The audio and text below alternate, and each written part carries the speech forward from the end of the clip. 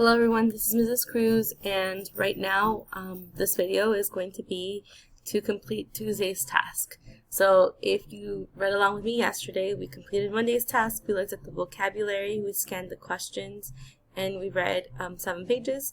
So today our goal is going to be to read pages 8 to 15 and then to answer text appending question number 2. So let's get started on that. So yesterday we did the vocabulary, and then we also answered question number 1. We learned about a new character, Mr. Morrison. We also saw that their dad, Papa, came back home for a little bit. Okay, now we're left with the last 3 questions, and today we will be focusing on this second question. Why are the Logan children prohibited from going to the Wallace store? So, I'm sure you can start making predictions and start thinking, I wonder why they are. Remember that we also are creating some questions on the right hand side just to get our, like I have a question here. I wonder why Mr. Morrison got in a fight.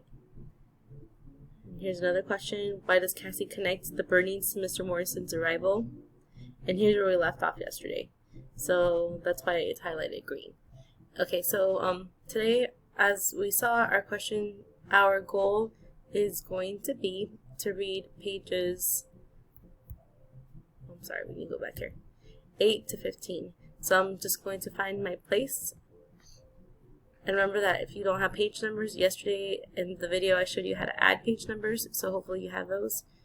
But if you don't have them, then you can follow the little guide here on the right. Okay, so I'm going to find page 15.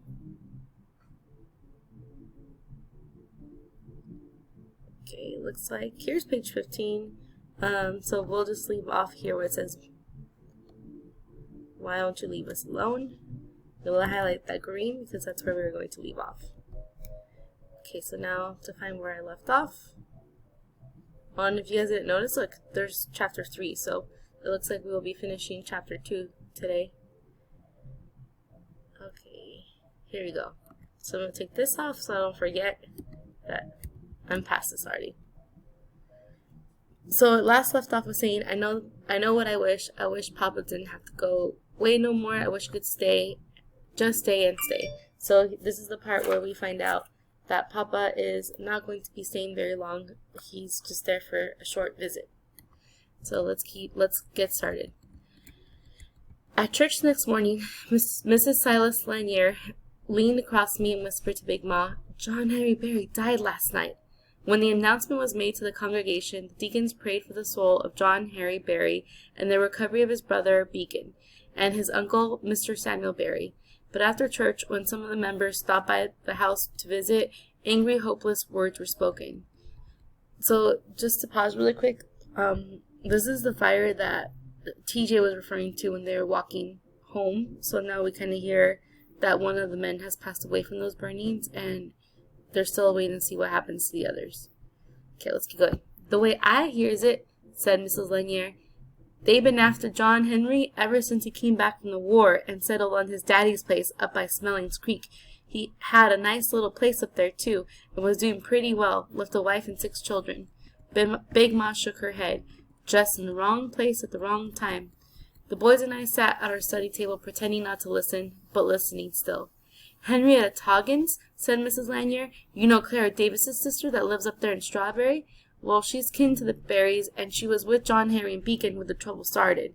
They was going to drop her off at home. You know, John Henry had him one of them old Model T pickups, but they needed some gas, so they stopped by that filling station up there in Strawberry.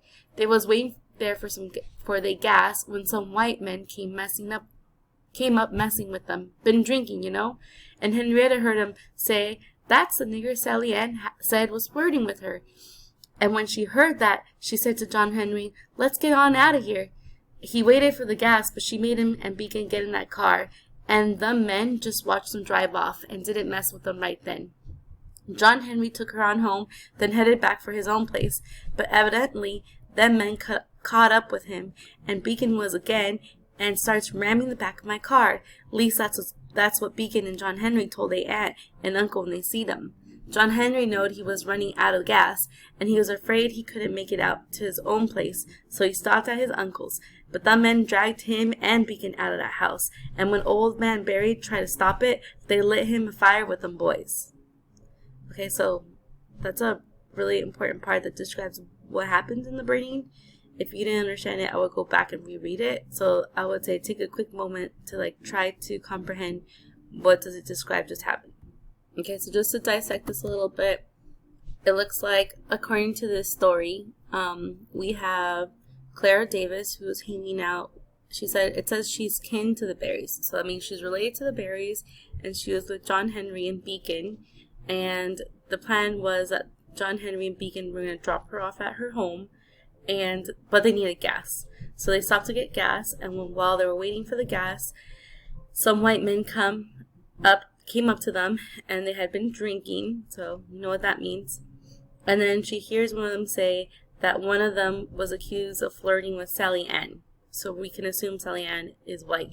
And we know that this word here, in reading it, I read it because it's part of our story, but we also know that it's a word that is really hurtful and shouldn't just be used by our current times. So we just read it like right now, if it's part of our literature, and it helps with the setting to know the pain that the Black community had to face during this time.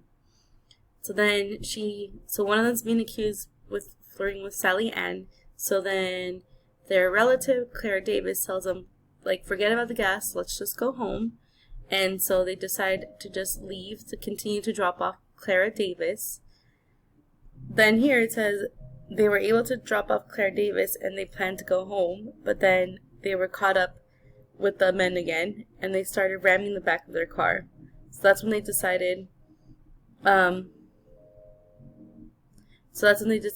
it says here, at least that's what Beacon and John Henry told their aunt and uncle when they see. So since they're running out of gas and they know they're not going to make it to their own place, they stopped by at their uncle's home. And at that point, the men start dragging him and Beacon out of the house when their uncle tries to help, and so they lit him on fire with the boys. It's a pretty shocking display. Let's keep going a little bit more. "It's show a shame, all right," said TJ's father, a frail, sickly man with a hacking cough. "These folks getting so bad in here. Heard tell they lynched a boy a few days ago at Croston, and ain't a thing going to be done about it," said Mr. Lanier. "That's what's so terrible. When Henrietta went to the sheriff and told him what she'd seen, he called her a liar and sent her home.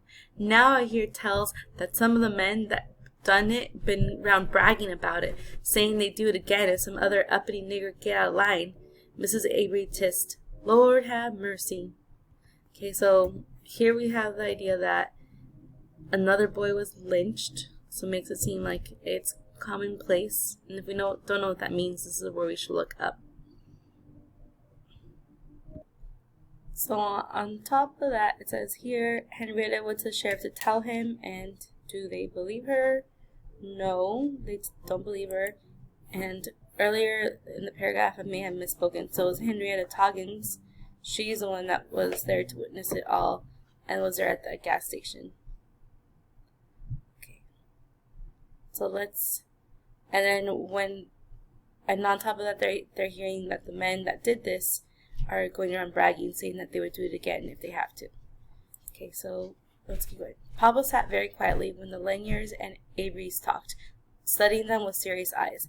Finally, he took the pipe from his mouth and made a statement that seemed to the boys and me to be totally disconnected with the conversation. "In this family, we don't shop at the Wallace store." The room became silent. The boys and I stared at the adults, wondering why. The Laniers and the Averys looked uneasily about them, and when the silence was broken, the subject had changed to the sermon of the day. After the Laniers and Averys had left, Papa called us to him.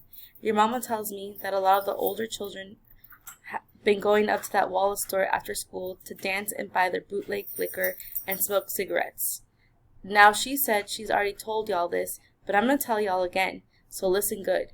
We don't want y'all going to that place. Children going there are going to get themselves into a whole lot of trouble one day. There's drinking up there, and I don't like it, and I don't like them Wallaces either. If I ever find out y'all been up there for any reason, I'm going to wear y'all out. Y'all hear me?" Okay, so here we have our answer to number 2. So why are the children not allowed to go to the Wallace store? So just put yourself in a situation. If we know that there's a place where there's older children that go after school to dance and buy liquor and smoke cigarettes, I think that it's safe to say that all parents would not want their children to be there. Okay, so I think that gives us the answer for number 2. So I'm going to highlight this, the light green that we said.